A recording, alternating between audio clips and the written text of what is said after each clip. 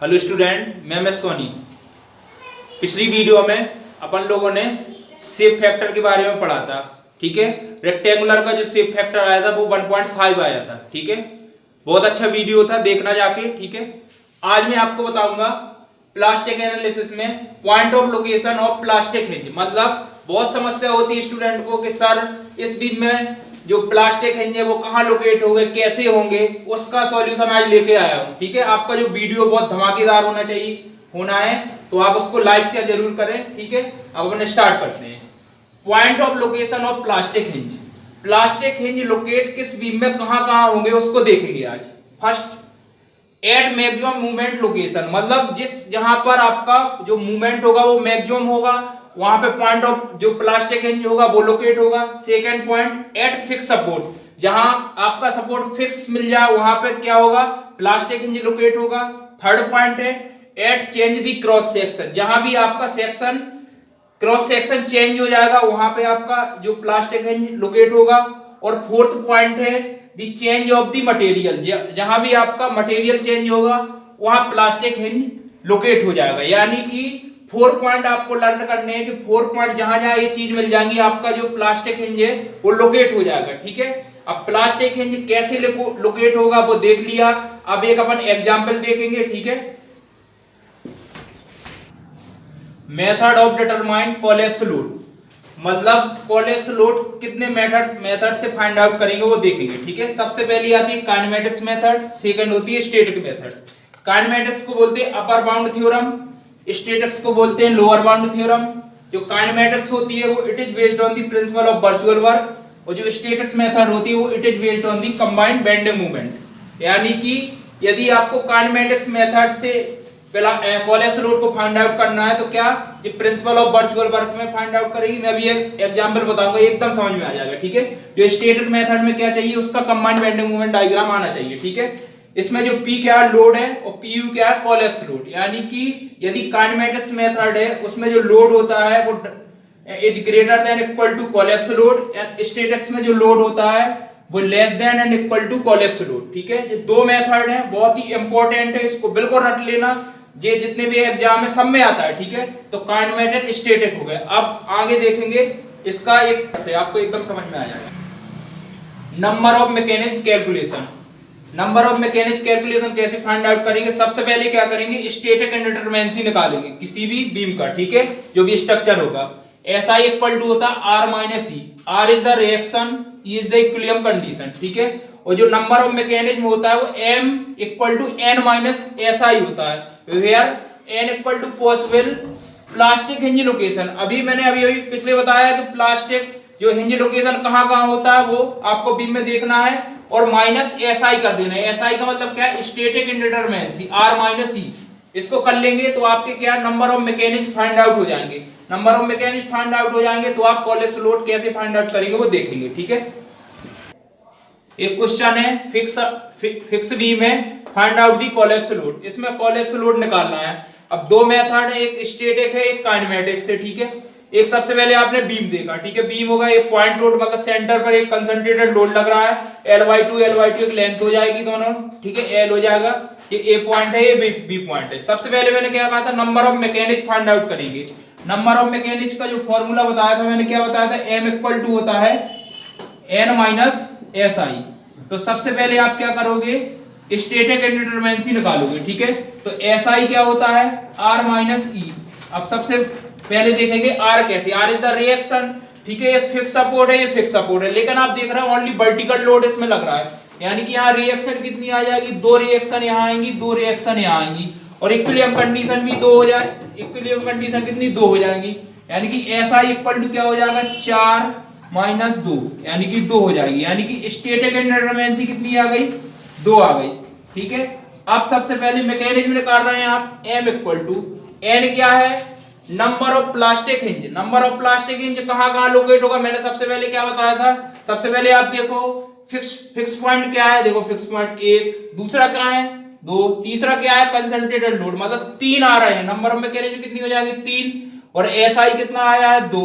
यानी कि मैकेनिज्म यहाँ कितनी बनने वाली है, 1 बनने वाली है। ठीक है, तो ये होगा नंबर ऑफ मैकेनिज्म। अब इस कोलेप्स लोड फाइंड आउट करने के लिए दो मेथड है, एक है क्या काइनेमेटिक्स, एक है स्टैटिक्स। दोनों को करते हैं अच्छे से, ठीक है, एकदम देखिए।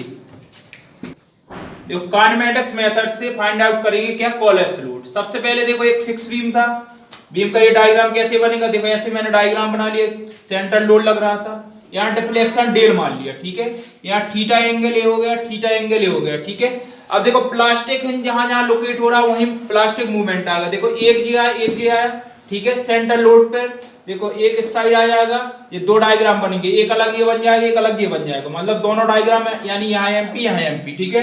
प्लास्टिक मूवमेंट आ गया, ठीक है, ये पूरा डायग्राम बना लिया, अच्छे से देख लो, ठीक है। अब इसको काइनेमेटिक्स मेथड से सॉल्व करेंगे। इसमें दो लोड निकालेंगे, एक एक्सटर्नल वर्क डन, एक इंटरनल वर्क डन, ठीक है। एक्सटर्नल वर्क डन कैसे निकालेंगे, ठीक है, जो एक्सटर्नल वर्क डन होता है, एक्सटर्नल वर्क डन, देखो भाई एक्सटर्नल वर्क डन निकालना, यानी मैंने इसको WE से डिनोट कर दिया, ठीक है। एक्सटर्नल जो वर्क डन निकालेंगे वो क्या हो जाएगा, W इंटू, देखो या W नहीं सॉरी P कर दो, ठीक है, यहाँ लोड अपन ने P माना है, P करो, ठीक है, P इंटू डेल, मतलब जो ए वाला लोड लग रहा है इंटू डिफ्लेक्शन कर दूं तो एक्सटर्नल वर्क डन आ जाएगा। अब आपको क्या डेल फाइंड आउट करना है, वो कैसे करेंगे, देखो आपने ट्रिग्नोमेट्री पढ़ी है, देखो यहाँ पे देखो tan थीटा इक्वल टू क्या हो जाएगा, del divide by L by two, मैंने लिखा tan theta equal to del divide by L by two. यदि मैं यहाँ डिफ्लेक्शन निकाल दूं क्या हो जाएगा, L by two tan theta. चूंकि यहाँ पे जो एंगल होता है बहुत ही छोटा होता है, इसलिए इसको tan थीटा के यहाँ थीटा लेके चलते हैं, यानी कि ये हो जाएगा, मतलब डेल इक्वल टू क्या हो जाएगा, L by two into theta, यानी कि जो एक्सटर्नल वर्क डन आ जाएगा P into L by two into theta. यहां तक कोई डाउट, यानी कि आपका एक्सटर्नल वर्क डन आ गया। अब निकालोगे internal work done. Internal work done की बात करेंगे, इंटरनल वर्क डन, ठीक है। इंटरनल वर्क, उसको एक्सटर्नल को WE से लिखा था, मैंने इसको लिख दिया WI से, कोई डाउट नहीं होना चाहिए। अब देखो जो एक्सटर्नल वर्क डन होगा वो कुछ नहीं करना है, जहां जहां प्लास्टिक मूवमेंट आया, देखो एक जी आ रहा है, एक जी आ रहा है, एक जी आ रहा है, जहां जहां आ रहा है उसमें देखो प्लास्टिक मूवमेंट इनटू वहां का एंगल, एक जी आ रहा है, दूसरे एंड पर देखो प्लास्टिक मूवमेंट एंगल, ठीक है। यहां आ रहा है प्लास्टिक मूवमेंट इनटू एंगल, फिर आ रहा है प्लास्टिक मूवमेंट इनटू एंगल, यानी कि सबको यदि मैं देखूं तो जो इंटरनल वर्क डन आ गया वो क्या हो जाएगा, 4 MP थीटा, ठीक है। लास्ट में कुछ नहीं करना है, अपन अकॉर्डिंग टू काइनेमेटिक्स कर रहे हैं, ठीक है, अकॉर्डिंग टू काइनेमेटिक्स, यानी external work done equal to internal work done, ठीक है, मतलब external work done equal to internal work done आ जाएगा, ठीक है। तो जो एक्सटर्नल वर्क डन आया था वो कितना आया था, W into L by to theta, और ये वाला क्या हो जाएगा 4 MP थीटा। इसको सॉल्व कर देंगे तो देखो थीटा से थीटा कैंसिल आउट हो जाएगा, यानी कि जो W, अब देखो यहाँ पे कोलैप्स लोड आया तो W को WU लिख देंगे, यहाँ क्या हो जाएगा 8 MP डिवाइड बाई एल, यानी कि जो आपका वैल्यू आया है, मैंने क्या किया, कोलैप्स लोड फाइंड आउट किया, एक फिक्स बीम था, एक कंसंट्रेटेड लोड लग रहा था, उसका जो कोलैप्स लोड आ जाएगा वो 8 MP डिवाइड बाई एल। तो ये तो हो गया आपका काइनेमेटिक्स मेथड, ठीक है। लेकिन यदि आपको स्टैटिक मेथड से फाइंड आउट करना है तो वो कैसे करेंगे देखते हैं।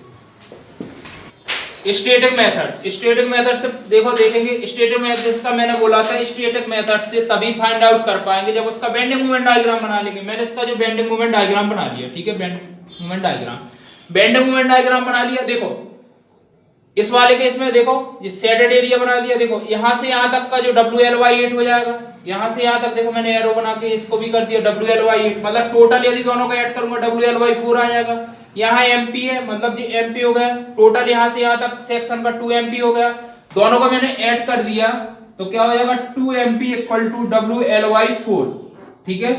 तो जो आपका W इक्वल टू हो जाएगा वो 8 MP डिवाइड बाई एल, यानी कि जो कोलैप्स लोड हो जाएगा वो जाएगा 8 MP डिवाइड बाई एल, यानी कि मैं दोनों मेथड से देखूं तो 8 MP डिवाइड बाई एल आ गया, ठीक है। तो स्टैटिक मेथड से आपने क्या है, इसका कोलैप्स लोड फाइंड आउट कर लिया, कोलैप्स लोड फाइंड आउट दोनों मेथड से कर लिया।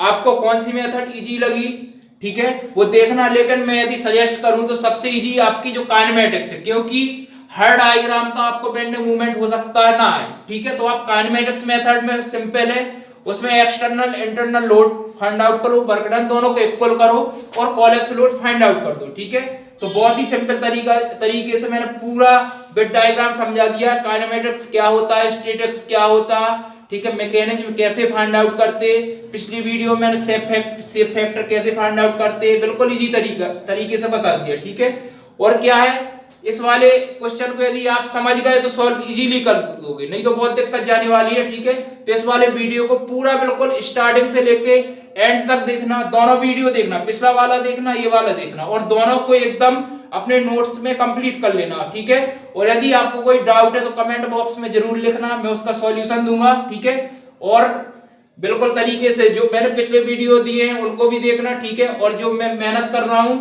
उसको बताना कि सर आप कैसे पढ़ा रहे हैं, उसको कमेंट में जरूर लिखना। और हमारे जो आपका चैनल है, अपना आपका सबका चैनल है, ठीक है, जो चैनल है हार्ड कंसेप्ट, उसका नाम है हार्ड कंसेप्ट। मैंने इसका नाम ही हार्ड कंसेप्ट रखा है क्योंकि आपके जो कंसेप्ट है एकदम क्लियर हो जाने चाहिए, क्योंकि यदि आपको कंसेप्ट समझ में आ गया तो आप क्वेश्चन कभी नहीं भूलेंगे और इसी टाइप के क्वेश्चन और भी सॉल्व कर लेंगे। ठीक है, तो हार्ड कंसेप्ट में कुछ नहीं करना है, इसको आप सब्सक्राइब करना, लाइक का बटन दबाना, ठीक है, बेल आइकन का बटन दबाना, ताकि जितने भी नोटिफिकेशन हो आपको मिलते रहें। ठीक है, ऐसे वीडियो यदि आपको मेरी मेहनत बहुत अच्छी लगती है तो उसमें आप कमेंट में जरूर लिखिएगा, मैं ऐसे वीडियो और भी लाऊंगा। ठीक है, और भी बीम, जैसे ये वाली बीम हो गई, एक मैं आपको फ्रेम वाला बताऊंगा, उसमें मैकेनिज्म कैसे फाइंड आउट करेंगे। ठीक है, सोई मैकेनिज्म कैसे निकालते हैं, बहुत मजा आने वाला है। ठीक है, थैंक यू, धन्यवाद।